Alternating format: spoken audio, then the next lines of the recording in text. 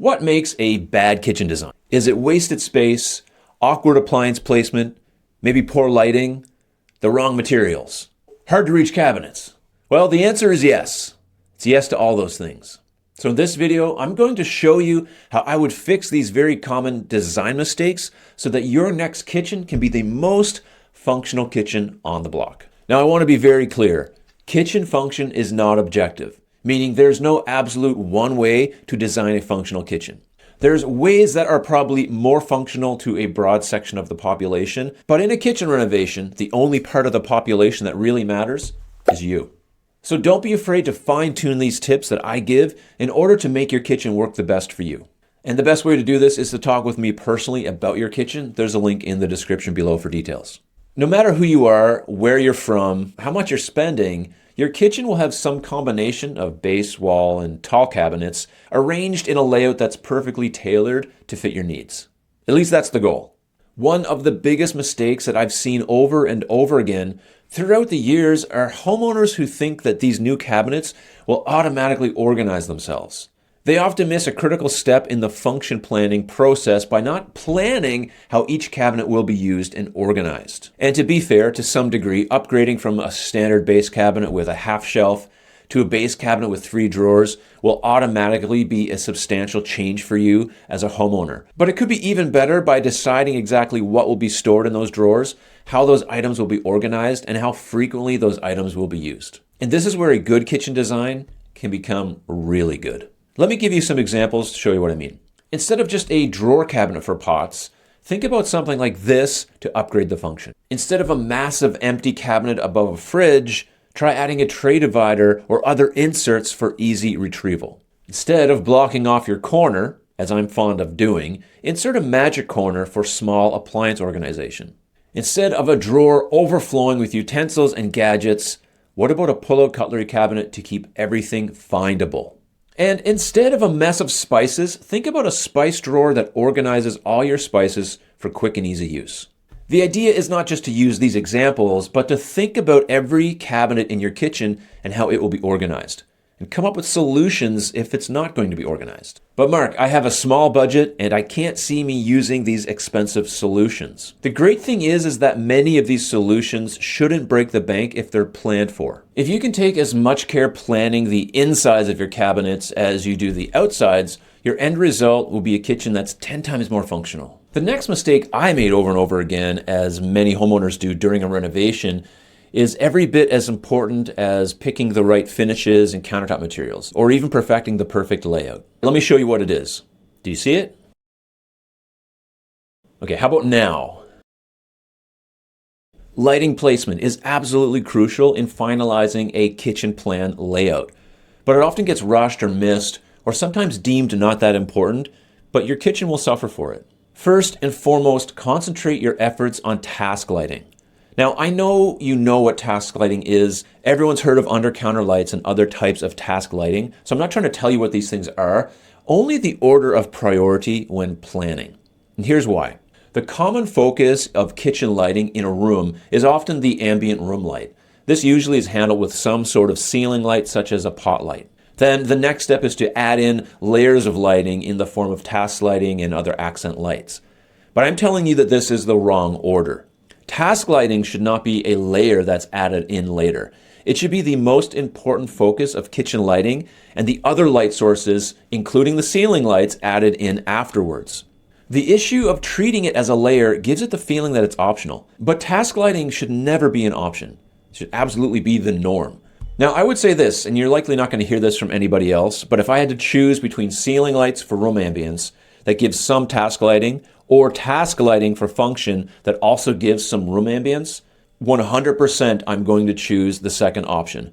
I'm always going to choose task lighting as the most important and then layer in the lights afterwards. This way, the layers of light added afterwards will only help promote good function. And maybe this sounds a little bit too nitpicky, I get it. But lighting your kitchen is so important that I'm willing to sound a little ridiculous here if it means your experience in the kitchen will be that much better. I see a lot of comments that go something like this. That's great and all, but I'm only 5'2" and I could never, ever reach an OTR.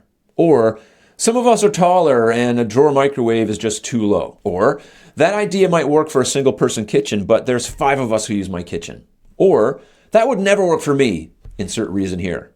Accessibility is a major issue for homeowners and one that needs to be tackled confidently when redesigning a kitchen for a renovation or a new build. Designing a generic kitchen will only get you so far until your needs outmatch your kitchen's performance. At this point, the complaints about constraints of your kitchens start to arise. Dealing with these concerns before they occur is a very important aspect of the kitchen design process.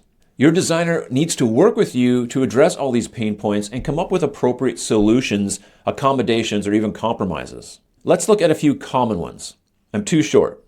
Can't reach. Can something be raised or lowered in your design? But what about cabinet standards? Cabinet standards are a great starting point and add consistency to the industry, but if the standards mean the use of your kitchen is less functional, then we need to address that in your design. So if you need something raised or lowered, whether you're short or tall, then you should be doing that. This goes for all accessibility complaints. Talk this through with your designer. And if you're working this out on your own, trying to design your own kitchen, book a consultation with me and we'll work it out together. Just don't make the mistake of designing the kitchen without addressing your specific needs and coming up with solutions for those. This ties into how you access the cabinetry itself once you can reach it. Like I said in my very first video on this channel, you don't want to be working in your kitchen. You want your kitchen to work for you. Add accessories and design components to your kitchen to make the kitchen come to you whenever possible. Imagine a kitchen with no appliances, just a room full of cabinets. You'd never go in there. Appliances are what keeps you going back to the kitchen, because that's how you get food made.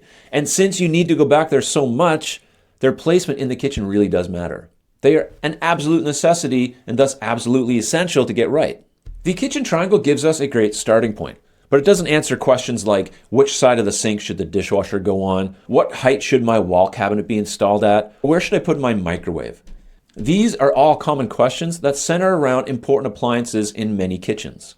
Let's start with the dishwasher. It would seem obvious that the right side of the sink is the right answer.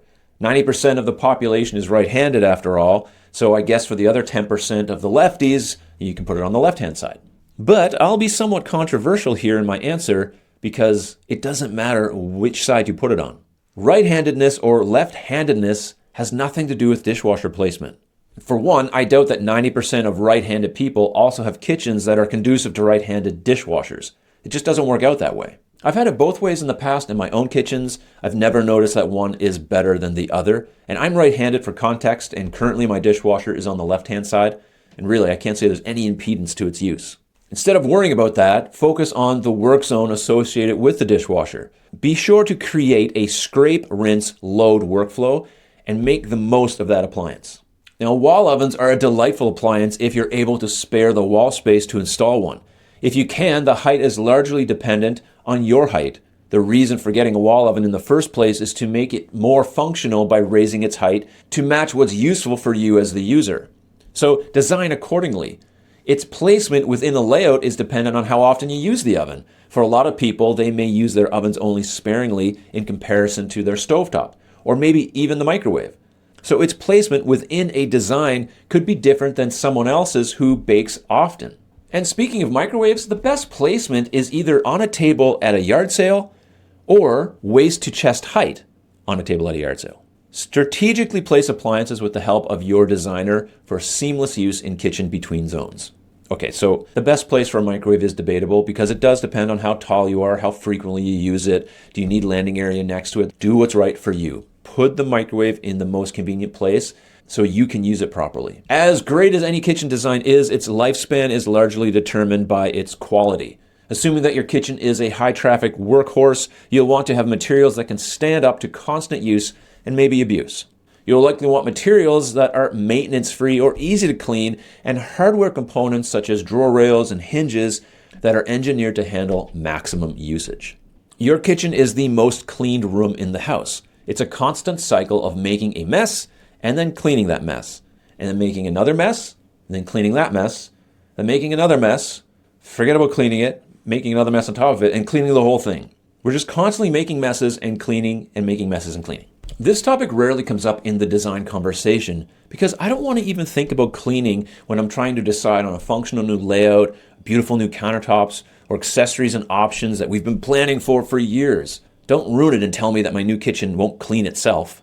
But it won't, so make sure that you're aware of the materials you are selecting and how easy or hard they are to maintain. One of the reasons people choose quartz countertop is this very reason. It's easy to maintain, and that's a big factor for homeowners. Other countertops like Decton and porcelain and acrylics like even Corian, they're also extremely easy to maintain. How you clean your cabinetry is also very important. I received a call one day from this lady who I had done a kitchen for. She said the finish was coming off some of her cabinets around where her handles were installed. Now this is an issue of wear and tear that does happen, but usually it's over an extended period of time. This kitchen was maybe a year old. So I went to take a look, and the first thing that she says to me when I walk in the door is, "I only ever clean these cabinets with mild soap and water solution. I just can't understand why this is happening." I'm like, really? I can see the bottle of Windex on your countertop here. Like, you're not fooling anyone. And I didn't even ask you how you cleaned them yet. Now, of course, I didn't say that out loud, but that's what I'm thinking in my head. I was coming in there thinking that maybe there was a manufacturer's defect during the finishing of that week on the production line. But no, she has to go and spoil the whole thing and show her hand to tell me that she never uses anything but mild soap and water. Meanwhile, her Windex is just sitting there on the countertop screaming at me. This is like showing me your hand in poker and then also trying to bluff me. Like, I know what's going on here. I've been around the block. Anyway, know how to maintain and clean your kitchen and follow those directions and you'll extend the life of your kitchen. I did end up changing her doors because what am I going to do? Call her a liar in her own home? Like, just easier to change them and move on. But don't clean your cabinets with something that they're not supposed to be cleaned with. So I guess she won. Don't fall victim to any of these design mistakes. Connect with me for a one-on-one consultation. We'll spend an hour chatting about your kitchen, answer your questions, go over your layout, make sure that you're not making any of these mistakes. There's a link below to find out the details. I've come up with a system that will guide you to a very functional kitchen. I call it the AEIOU method. You can learn about it right here in this video. Thanks for watching. You really expect me to believe that you weren't cleaning your handles with Windex? Really? Liar!